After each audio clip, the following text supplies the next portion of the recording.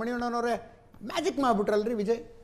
Yes sir, ಅವರ ಹಲವು ವರ್ಷದ ಹೋರಾಟ, ವರ್ಷ ಏನು 2.5 ವರ್ಷ 2.5 ವರ್ಷ ಪಕ್ಷ ಕಟ್ಟಿದ ನಂತರ, ಪಕ್ಷ ಕಟ್ಟಲಿಕ್ಕೆ ಮುಂಚೆ ಅಮ್ಮ ಜೊತೆಯಲ್ಲಿ ಅವರು 2011 ಎಲೆಕ್ಷನ್ನಲ್ಲೂ ಸಾಥ್ ಕೊಟ್ಟಂಥವ್ರು, ಜಯಲಲಿತಾ ಅವ್ರ ಜೊತೆಗೆ ಅವ್ರದ್ದು ಇಳೆಯ ದಳಪತಿ ವಿಜಯ್ ಮಕ್ಕಲ್ ಏಕಂ ಅಂತೇಳಿ ಒಂದು ಮಾಸ್ ಮೂವ್ಮೆಂಟನ್ನು ಅವ್ರ ಫ್ಯಾನ್ಸಿನ ಜೊತೆ ಕಟ್ಕೊಂಡು ಸೋಷಿಯಲ್ ಸರ್ವಿಸ್ ಅಲ್ಲಿಂದ ಶುರು ಮಾಡ್ಕೊಂಡು ಬರ್ತಾರೆ.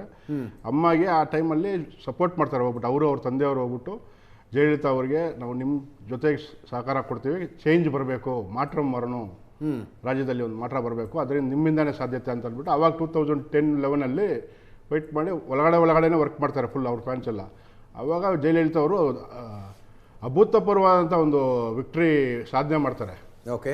ಸೊ ಆಮೇಲೆ ಅವ್ರ ತಂದೆಯವರು ಇವರು ಹೋಗ್ಬಿಟ್ಟು ವಿಶ್ ಮಾಡ್ತಾರೆ, ಒಳ್ಳೆ ಚೇಂಜ್ ಆಗಿದೆ, ಜನಗಳೆಲ್ಲ ಸಾಥ್ ಕೊಟ್ಟಿದ್ದಾರೆ ಅಂತ ಹೇಳ್ಬಿಟ್ಟು.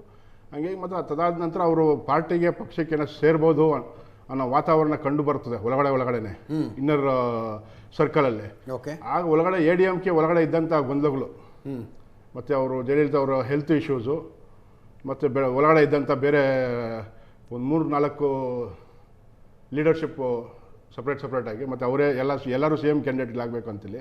ಸೊ ಇವ್ರು ಬಂದರೆ ಎಲ್ಲ ಅವ್ರು ಮುಳುಗಾಗ್ಬಿಡುತ್ತೆ ಅಂತ ಅಂದ್ಬಿಟ್ಟು ಇವ್ರನ್ನ ಸೈಡ್ಲೈನ್ ಮಾಡ್ತಾರೆ.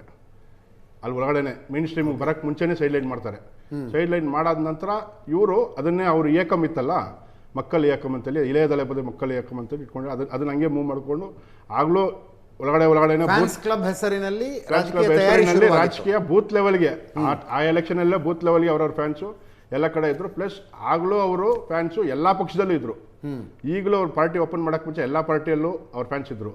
ಆ ಎಲ್ಲ ವೋಟ್ ಬೇಸು ಅಲ್ಲಿರ್ತಕ್ಕಂಥ ವೋಟ್ ಬೇಸು ಈಗ ಈ ಕಡೆ ಟರ್ನ್ಔಟ್ ಆಗಿದೆ.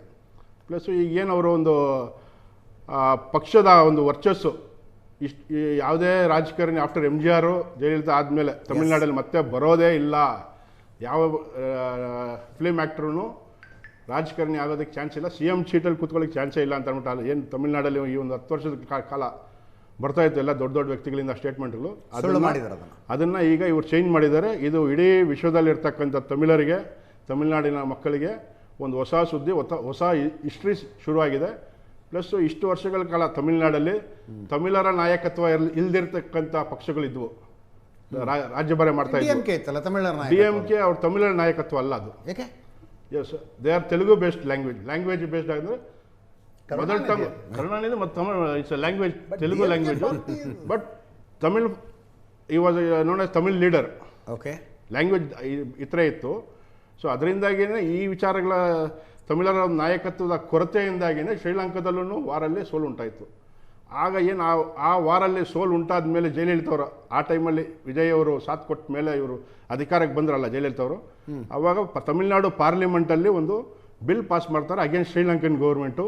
ಆ್ಯಂಡ್ ಈ ಜನೋಸೈಡ್ ನಡೆದಿದೆ ಅಲ್ಲಿ, ಅದನ್ನು ಇಂಟರ್ನ್ಯಾಷನಲ್ UN ಕೌನ್ಸಿಲಲ್ಲಿ ಸ್ಟ್ರಾಂಗಾಗಿ ತೊಗೊಬೇಕು. ಪ್ಲಸ್ ಇಂಡಿಯನ್ ಗೌರ್ಮೆಂಟು ಅವ್ರಿಗೆ ಹೊರಗಡೆ ಎಕನಾಮಿಕ್ ಅಫೆನ್ಸ್ ಇದು ಹೆಂಗಿದು ವೋಟಿಂಗ್ ಮುಗಿಯೋ ತನಕ ಯಾರಿಗೂ ಅಂದಾಜೆ ಸಿಗಲಿಲ್ಲಲ್ಲ ವಿಜಯ್ ಇಷ್ಟು ದೊಡ್ಡ ಮಟ್ಟದಲ್ಲಿ ಗೆಲ್ಲಬಹುದು ಅಂತ. ಸರ್, ಇವ್ರು ವರ್ಕ್ ಮಾಡಿದವ್ರಿಗೆ ಮಾತ್ರ ಎಲ್ಲರೂ 25-30 ಅಂತಿದ್ರು ಎಲ್ಲ. ಅದೇ ಯಾಕಂದರೆ ಅದನ್ನು ಹೊರಗಡೆ ಹೇಳ್ಬಾರ್ದು ಅಂತೇಳಿ ಹೊರಗಿನವರ ತೀರ್ಮಾನ, ಅಂದರೆ ಅಂಡರ್ ಕರೆಂಟು ಇದು ಅವಾಗಿಂದ ವರ್ಕ್ ಮಾಡಿದ್ದಾರೆ. ಪ್ಲಸ್ ಅವಾಗ ಆ ತೀರ್ಮಾನ ಆದಾಗ್ಲೂ ವಿಜಯ್ ಅವರು ಫಸ್ಟ್ ಹೋಗಿ ಜಯಲಲಿತಾ ಅವರಿಗೆ ತುಂಬ ಥ್ಯಾಂಕ್ಸ್ ಹೇಳ್ತಾರೆ. ಆ ಶ್ರೀಲಂಕನ್ ರೆಸೊಲ್ಯೂಷನ್ ನೀವು ತೊಗೊಂಡ್ರಿ ಭಾಳ ಸಂತೋಷ ಅಂತಂದ್ಬಿಟ್ಟು. ಅವಾಗ ಹಾರ್ಡ್ ಲೈನರ ಅಂದರೆ ಈ ದ್ರಾವಿಡ ಏನು ಪಾಲಿಟಿಕ್ಸ್ ಇರ್ತದೆ ಅದರದ್ದು ಪೂರ್ತಿ ಹಾರ್ಡ್ ಲೈನರ ಹೆಂಗೆ ಅವರು ವಿಜಯ್ ಬಗ್ಗೆ ಜಾಸ್ತಿ ಗೊತ್ತಿಲ್ಲ ಜನಕ್ಕೆ.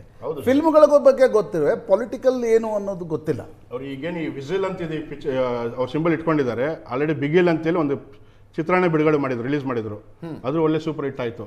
ಸೊ ಹಂಗಾಗಿ ತೆರೆಮರೆಯಲ್ಲೇ ಅವರ ಅಜೆಂಡಾಗಳು ಕ್ಲೀನಾಗಿ ಸ್ಟೆಪ್ ಬೈ ಸ್ಟೆಪ್ ಒಟ್ಟು ಸಿನಿಮಾದ ಹೀರೋಯಿಸಮ್ ಪಾಲಿಟಿಕ್ಸ್ ಅಲ್ಲೂ ನಡೆಯುತ್ತೆ ತಮಿಳುನಾಡಿನಲ್ಲಿ ಅನ್ನೋದು ಮತ್ತೆ ಪ್ರೂವ್ ಆಯಿತು. ಅಲ್ಲ, ಇದು ಹಳೆ ತಲೆಮಾರಿನಲ್ಲಿ ನಡೀತಾ ಇತ್ತು. ಈಗ ಹೊಸ ತಲೆಮಾರು, ಈಗೇನು ಸೋಷಿಯಲ್ ಮೀಡಿಯಾ ತಲೆಮಾರು ಇದೆ 21st ಸೆಂಚುರಿ ಈ ಕಾಲದಲ್ಲಿ ಈಗಲೂ ನಡೀತಾ ಇದೆ ಅನ್ನೋದಕ್ಕೆ ಇದೊಂದು ಸಾಕ್ಷಿ. ಎಸ್. ಕರ್ನಾಟಕದ ಜೊತೆ ಸಂಬಂಧಗಳು ಚೆನ್ನಾಗೇ ಇರುತ್ತೆ 100%. ಇಷ್ಟು ದಿನ ಇದ್ದಿದ್ದಕ್ಕಿಂತ ಇನ್ನು ಮುಂದಕ್ಕೂ ಚೆನ್ನಾಗಿರುತ್ತೆ. ಓಕೆ. ಇನ್ನೊಂದು ತುಂಬ ಸಣ್ಣ ಬ್ರೇಕ್ನ ಟೈಮ್